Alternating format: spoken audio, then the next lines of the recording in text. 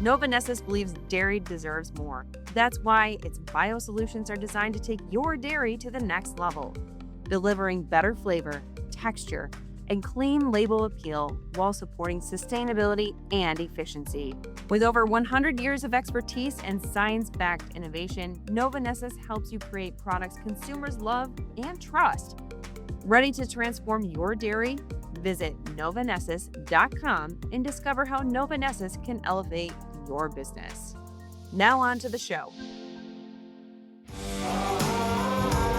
This is the Dairy Download, brought to you by EverAg Insights and the International Dairy Foods Association, where we offer extra sharp market and policy insights on dairy.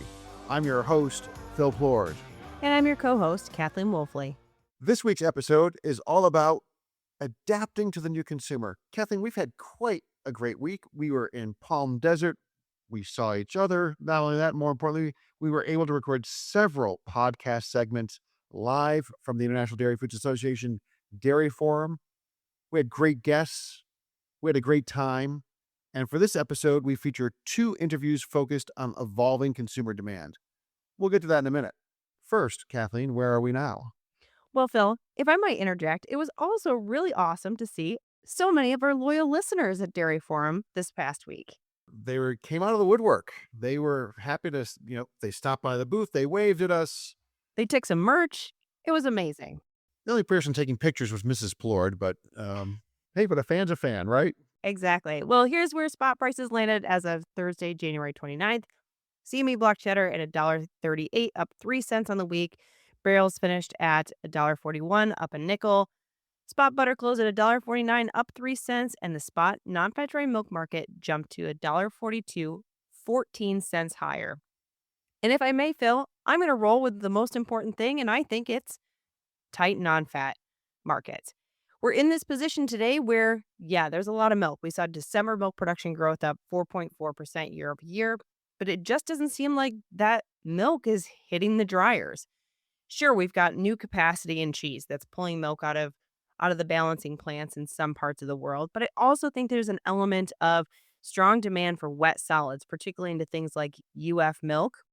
Folks are using that in further manufacturing rather than leaning on dry powder like non-fat dry milk to essentially balance out the fat to protein ratio in milk. So I think that there is an element today in the U.S. market specifically where the non-fat market is in a tighter position.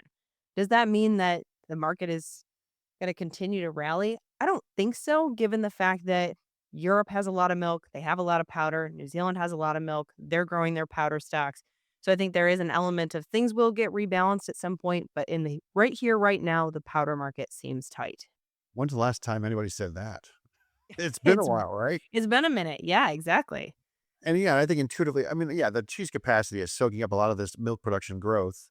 But you would think in a world where milk production is up 4%, we'd be making more powder. But as you note, we are bypassing the dryer with a lot of this wet solids deliveries or traffic. And so dryers aren't running as hard as you might guess. People haven't been building inventories. Exports have been okay at times. And so we look around and say, do we have skim solids in this country? Absolutely. Do we have a lot of non-fat dry milk? It doesn't seem like it. The big question, right, though, is how far away can we get from the world market? Can we drive the world market higher? And if we can't, what's that price gap look like? And that could be problematic for the market if we don't see world prices play along. What's your most important thing, Phil? I'm going to talk about cheese demand for a second. One of the great parts about Dairy Forum is you get to interact with a lot of people, a lot of customers, and sit down in meetings and say, hey, what's going on? And I was listening hard for talk that demand for cheese is, well, what is it?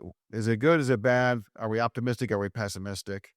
And I think I walked away with a kind of neither pessimistic, which is good, but not exactly optimistic. I think, a belief that domestically, the slow growth that we've seen doesn't really change much. I think there's some hope around low prices and spurring some promotional activity, some lower EDLP type prices, but I didn't have anybody tell me, oh yeah, we're pumped up because, we expect cheese demand to do this or that for this or that reason. So kind of a meh reading on cheese demand from Dairy Forum. And I think if we're going to have meh demand, we better have exports at some point, at some price, because we're going to make a lot of cheese. So essentially, Phil, you're saying continuation of what we were hearing in 2025, right? Like demand just doesn't seem to be catching a gear still. Maybe promotions will help since we're at these lower prices, but as it sits today on January 30th while we're recording, it just kind of seems like things are still just stilted. Are you young enough that you missed the term WYSIWYG? Do you know what WYSIWYG stands for? No, I don't. It's kind of funny. It's kind of odd when you have tech terms that are so old now that they've bypassed the generation. But WYSIWYG was what you see is what you get. And it was one of the first sort of like when we went to a Windows world, instead of like code on a screen, WYSIWYG was the big popular term. And so I think it's a WYSIWYG cheese market. What you see is what you get. I like it. All right, Phil. Can I share my stat of the week? I don't think I can say no. Oh, that's true. That's true. Yes, go ahead. 34, 34 million pounds combined butter and AMF shipments in November hit 34 million pounds. That is a new record high and by a wide margin. 34 million pounds was 6 million pounds ahead of the prior record set in August of 2008. We shipped a lot of butter into the international market, in particular, butter exports up to 25 million pounds. That was just shy of the monthly volume record set back in that August 2008 timeframe. So we are shipping quite a bit of fat into the international market. Where'd it go? A lot of it in November went into the Middle East and North Africa, up to 9 million pounds for the month. That compares to basically nothing in November of 2024 into that region. So we're shipping a lot of fat abroad. And as we were sitting at Dairy Forum, lots of little chatter in the background around pretty good export bookings to start the year. And I think a real kind of key medium to longer term piece of the story is people are trying US butter in new places of the world, and I'm guessing they're going to like it. And so it's not just that the volume is moving, but I also think that we're probably building the beginnings of a loyal customer base potentially, which I think is a good news story for butter demand. Yeah, we kicked our foot in the door by having cheap prices, and maybe we're gonna keep the foot in the door with having good product. What's your stat of the week? Well, yeah, while we were frolicking in the desert last week with some of our hundreds of our closest dairy industry friends, something like 150 million plus people in the United States were getting deluged by snow and ice and terrible weather.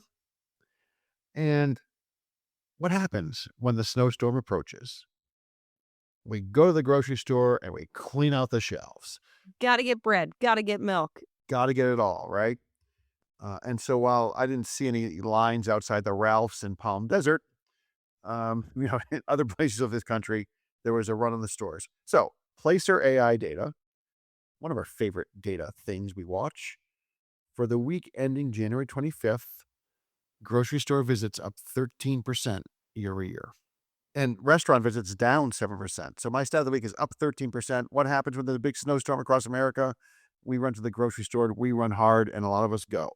Create some interesting waves in order patterns. And I don't know that it changes demand net overall, but it creates some havoc on supply chains and wholesale ordering patterns because all of a sudden there's no more milk in all these stores, and you have to backfill, and it's quite an adventure.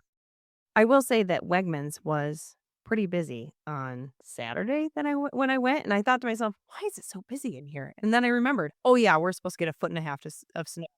Yeah, the people that weren't going to Palm Desert that day, um, We're busy stocking were it was like hunkering down. I I think I lamented to someone in the store, like, somebody that I was, fighting shopping carts with, like, "It feels like Christmas in here," how busy it is.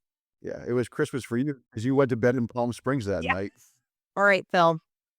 I'm gonna go with a really bold, fearless prediction.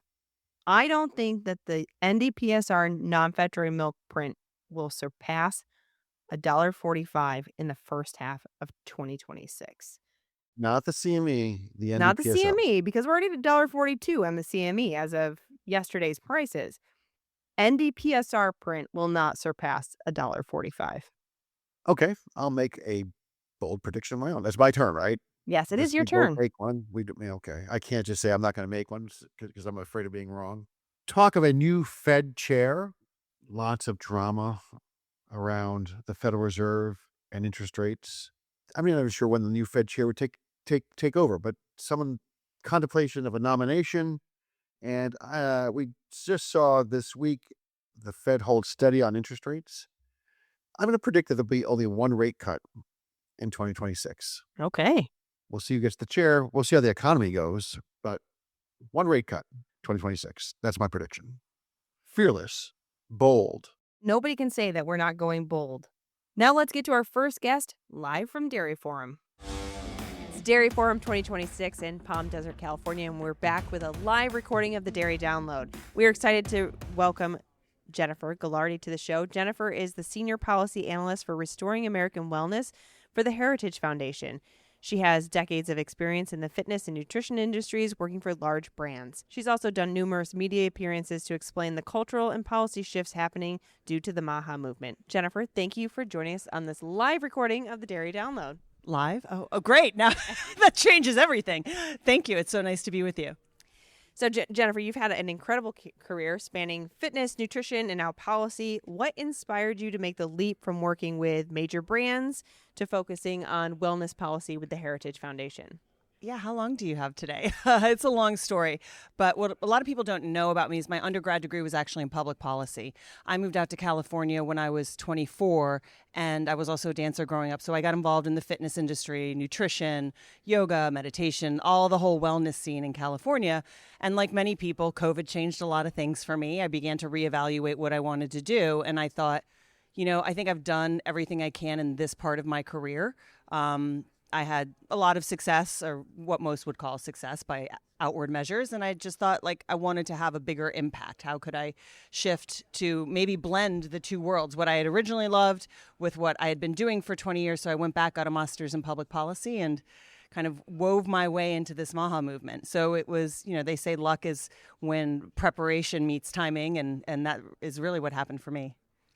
So the MAHA movement's fascinating on many levels. Yes. But to me, the speed with which it's come on, and that didn't come from nowhere. Right. But it came from somewhere in the distance to being a very powerful movement relatively quickly.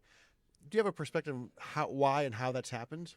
Yeah, it's kind of like an actor that all of a sudden bursts on the scene, but nobody sees the 15 years of prep they put in, right? The little movies they've done, the commercials, the hustle in Hollywood for a long time.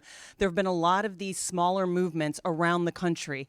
I was in the kind of the genesis of it, which is California, the healthy food movement, farmers markets. People were living this way kind of off the grid. And what the MAHA movement did is kind of gave a voice to all these little kind of niche markets of health and wellness and brought them together and said, this needs to be the mainstream, this focus on chronic disease, the idea of what's the primary issue of health, right? Not just symptom management, but getting to root cause.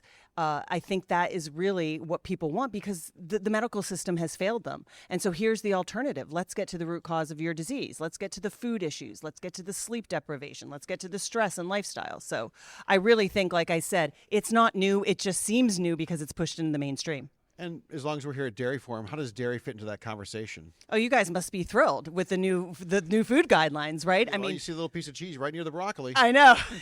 Well, it's restoring kind of a primacy to real food, and to the way kind of we've grown up eating. And when I say grown up, I don't mean me from the 70s on. I mean human primates, right? Eating dairy products, eating animal meat. Now, some will argue they weren't meant to eat that, but most people, kind of before this processed food explosion, were just eating simple. There's one ingredient in milk. Normally, it's milk. Yeah. So this was huge to have the government come out. And now a lot of people knew this, like I said, in the health food markets, but to have the government come out and make a definitive statement: eat real food. Stop with the processed food. There's milk, and then there's a million other things in ice cream now, where it used to just be milk fat, maybe some skim milk, cream, vanilla, sugar.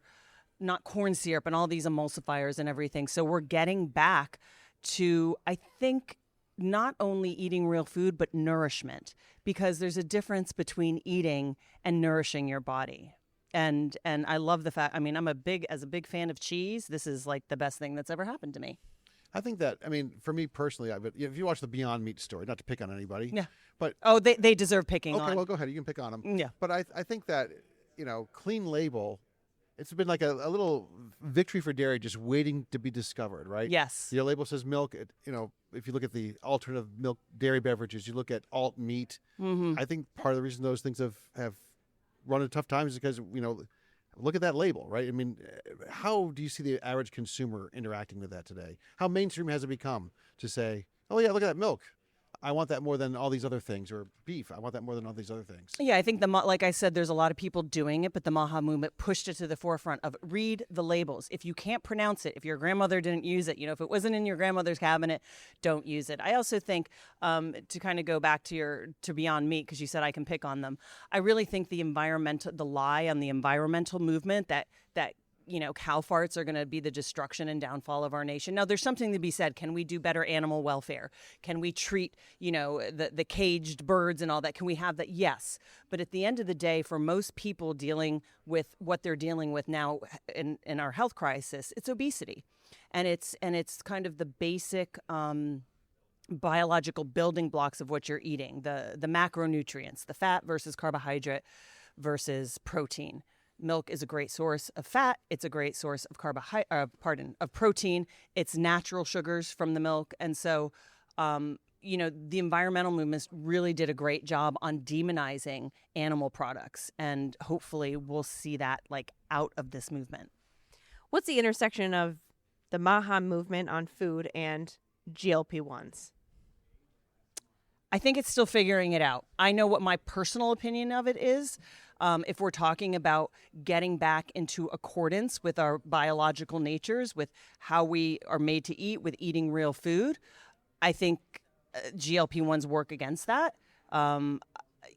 It's a complicated issue up for debate. I'm not a fan. I think once you start treating your body well, nourishing it with whole foods, you will naturally come to your balanced weight.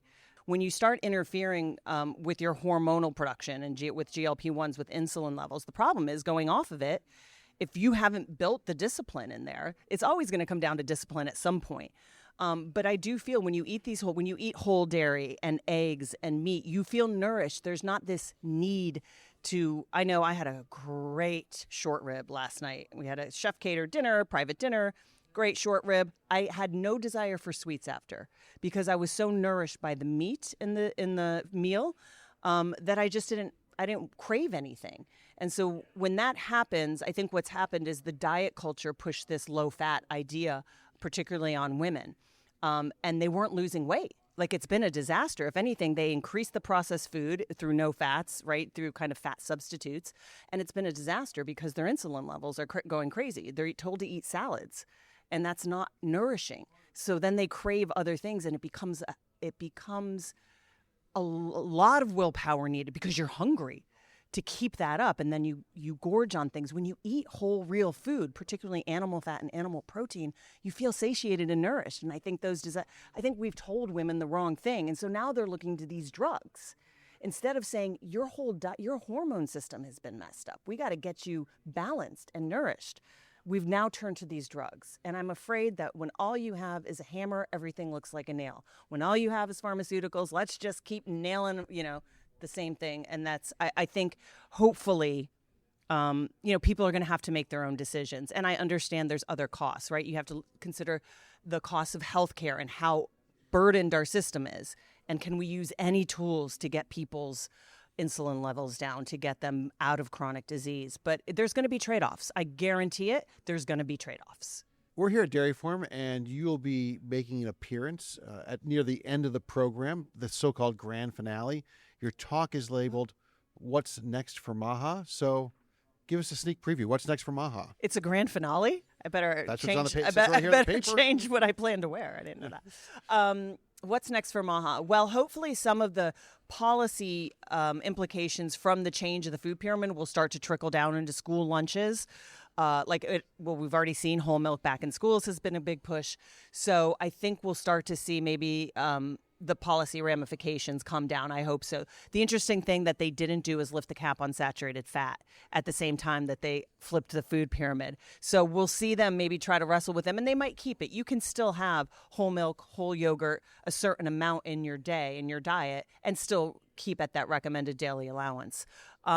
I think we're just going to keep pushing forward with food reform, with education. I don't know if you've seen kind of the social media presence now that HHS has, that transparency, that restoring trust in the institutions, I think is going to be big, particularly in the next year or two, because this has to live beyond this administration. That's the key. I think it will. I think there's enough momentum. I think enough people are kind of questioning. I said Heritage's job with what I do is kind of widen the Overton window, like give more people an opportunity to get curious about these things. I think the more we do that, the more success we'll have. We're really concerned about bringing better health to the most amount of people in this country. So you've worked on both sides, hands-on in fitness and now shaping policy. How do you see policy helping consumers make better choices about nutrition, especially when it comes to dairy? Policy really affects us when you mostly have like government-related programs like SNAP, WIC. School lunches come down from policy, right, from the USDA food guidelines. Prison food, all that kind of stuff. And we've already seen some states ask for the waivers for sugary sodas and some sugary snacks, which is great. And we've seen that a lot of it's just education.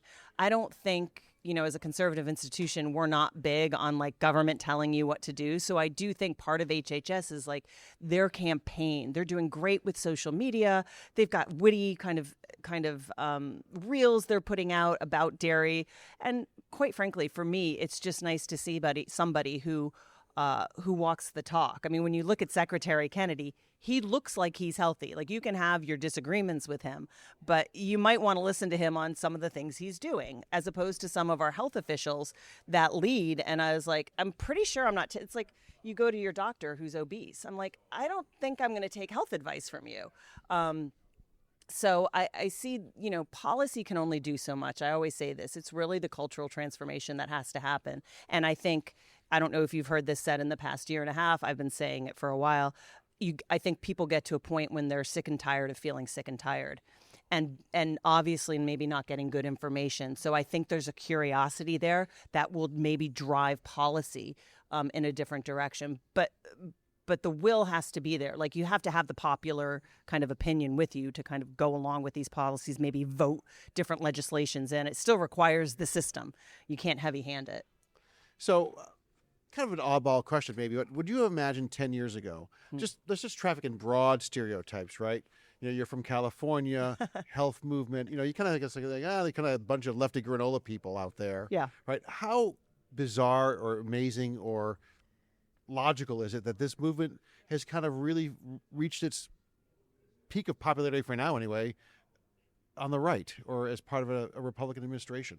Right. Or as the New York Times loves to tell us, working out is racist now. So, I mean, I don't, it's a little bizarre. And I think it does baffle the media. I only bring that up because I think the media is baffled by kind of the bipartisan nature of this, by it being above politics. You've got your Catholic homeschool moms, and then someone like me who lived in Topanga Canyon in California, walked around barefoot. And now I'm in like probably one of the most conservative institutions in D.C. But I feel like my most favorite piece I wrote was called Conservative Hippie. And I think the OG, as we like to say, the original gangster farmers, are conservatives in that they work with the land. They're not some environmentalists because it's the cool thing to do and Greta Thunberg is shaming them and Gavin Newsom tells them that they need to use wind power. No, they know how to work with Mother Nature, with what the gifts that God has given us through food, through animals. And that wisdom doesn't matter. That doesn't care if you're a Democrat or Republican. That wisdom of nature and eating real food and where it comes from is kind of like I say, the old school hippies, the conservative. Farmers tend to be conservative now. Whether that was because big business, but I think a lot of them that I meet, that we talk to in the MAHA movement, particularly the regenerative agriculture movement, tend to be faithful people and tend to be wanting to kind of align with God's beautiful creation and the wonder. And you know what? They do come upon hard times, as we know. Farmers, there's weather events, but this is why I think the regenerative agriculture will build steam, because when you care for the soil in a way that it might take more time, it might take more hands-on, but it's more resilient to weather, to floods. Like you can see some videos. I'm trying to think of his name. I think he's in Georgia. He's a big regenerative agriculture farmer. They had a big rainstorm. His property did not wash away. His neighbors who did conventional was all ruined.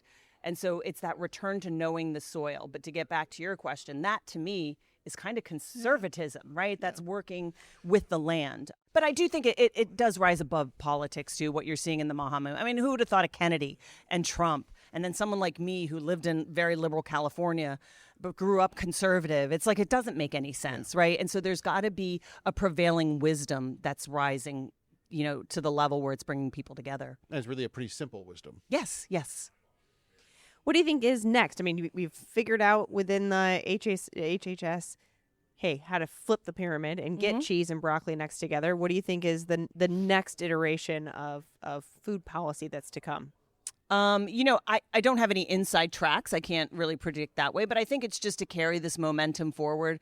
Everybody involved in the Maha movement kind of were diligent about getting together, talking about ideas. One thing that is coming up is these pesticide liability shields, which I'm not sure how much I guess they would affect the feed that's being fed to cattle.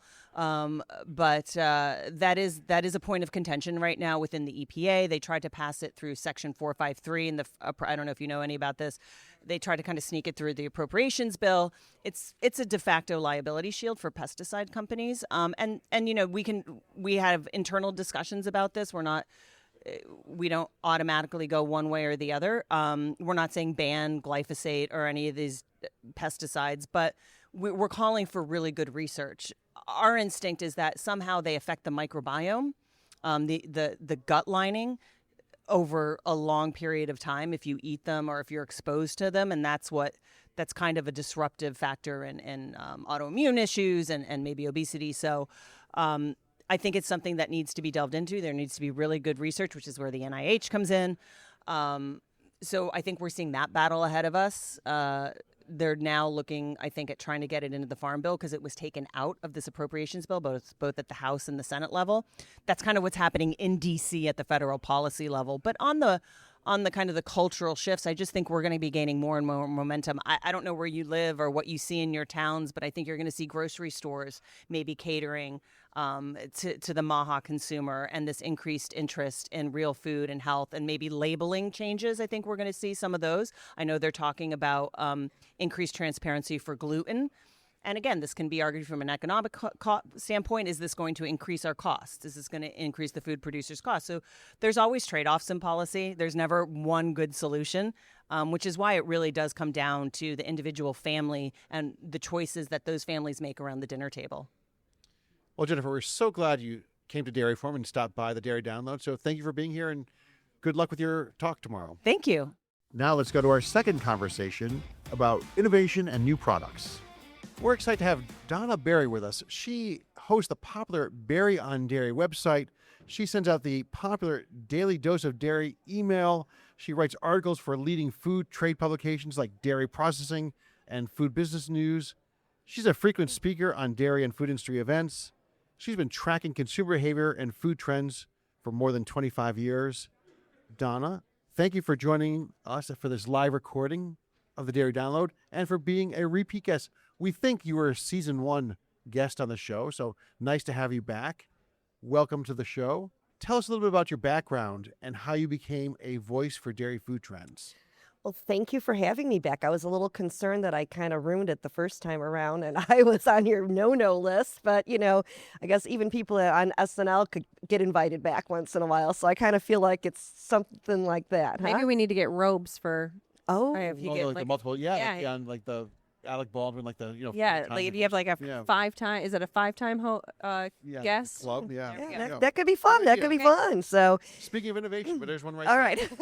right. So I've been doing this for over 30 years, which kind of is a shocker to me myself. I'm actually a food scientist by degree, and I did work in the food industry right outside of college and with Kraft, and that was in the fat-free craze, and I was commissioned to do fat-free cheese, and if you know anything, those two words do not belong in the same sentence together, and it was really disappointing. So I didn't also like doing plant trials at 2 o'clock in the morning in the middle of nowhere, and then I started writing for the food trade, and I started writing for Dairy Foods magazine on ingredient technology. And when you've been doing this for 30 years, it kind of naturally evolved into marketing new products, trends, innovation, and et cetera, et cetera. So yeah, but I guess if you really want to go back, when I was 15 years old, I did scoop ice cream at a Baskin Robbins for $2.20 an hour, and so that is my real dairy origins. I'm also a science geek, and true to that, I love researching and understanding. And I got to this place because I truly believe in the affordable, nutrient-dense powerhouse products that come from cow's milk. I mean, milk as well as everything that's made from it. And I, just love to see all the innovation in this space and get the messaging out. I have to admit that when the new inverted food pyramid came out, I kind of was like, oh, do I have purpose anymore? Because there it is at the top, dairy. I'm like, oh, it took me 30 years Declare to do victory this. and move on, right? I just don't. There was a sad moment. I mean, I should have been ecstatic, and instead I was like, oh, my mission is complete. What do I do? Well, I guess, Donna, in that 30 years of tracking dairy food trends, what would you say are a few of the biggest changes that you've seen in terms of dairy purchases and consumption? Purchases and consumption, as well as attitudes and understanding. And I think the whey is the biggest one. Truly, 30 years ago, I can remember being in meetings where whey was still talked about as a dirty 4-letter word. It was still a byproduct of cheese making. It was still something that became was waste or plant or animal feed.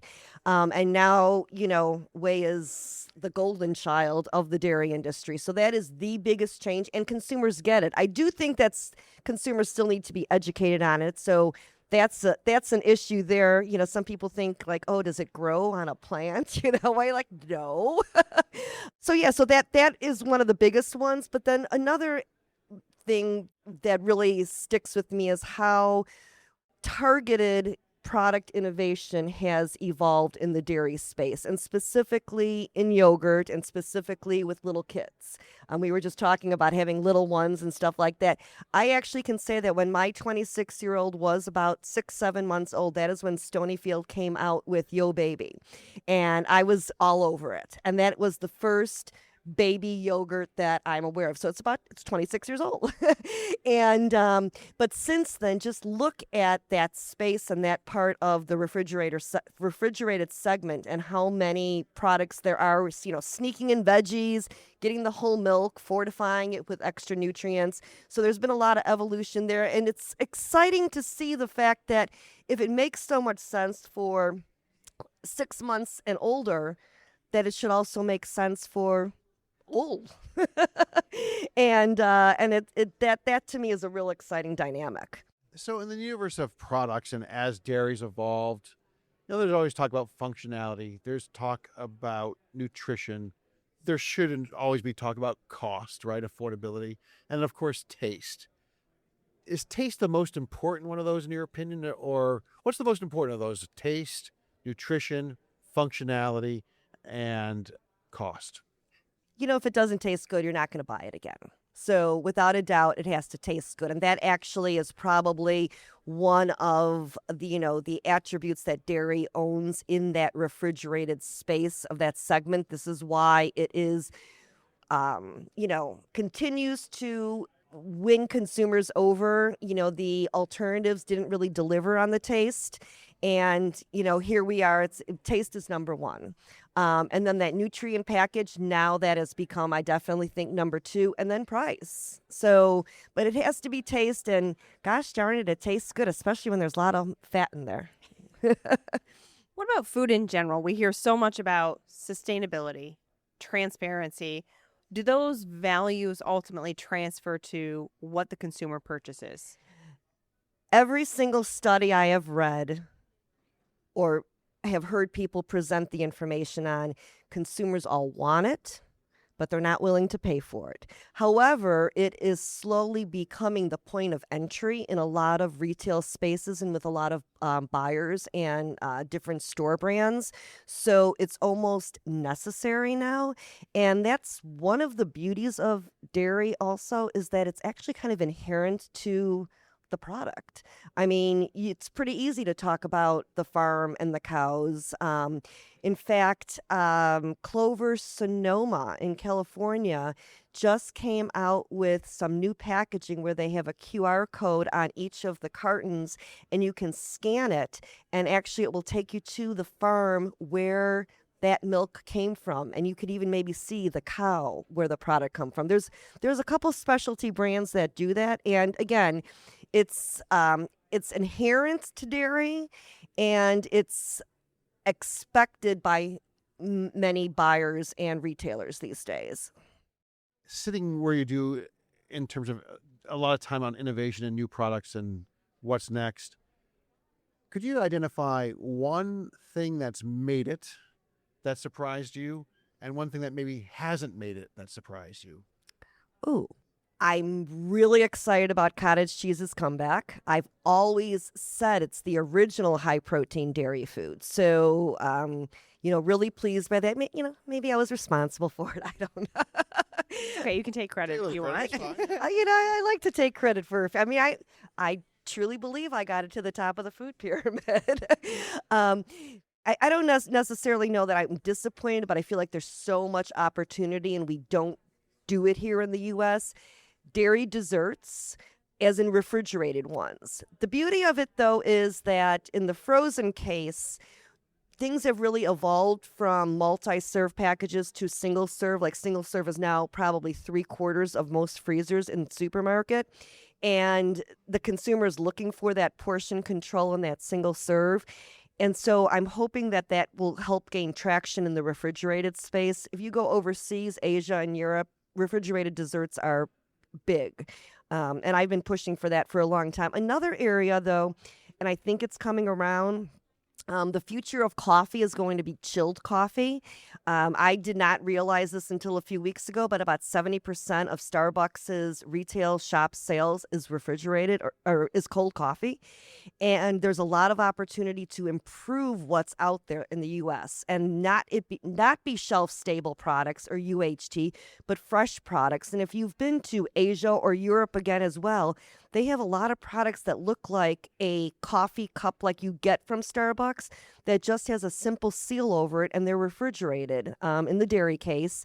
And they can even have a dome on top where you can put like a cookie, a biscotti, maybe some sweetened condensed milk that you can drizzle into your coffee or some flavor. And this is a fresh product, not a high temperature with long shelf life. And it tastes so much better than these shelf stable products. So I think that that's something I'd like to see more of. You teased the high protein demand craze right now.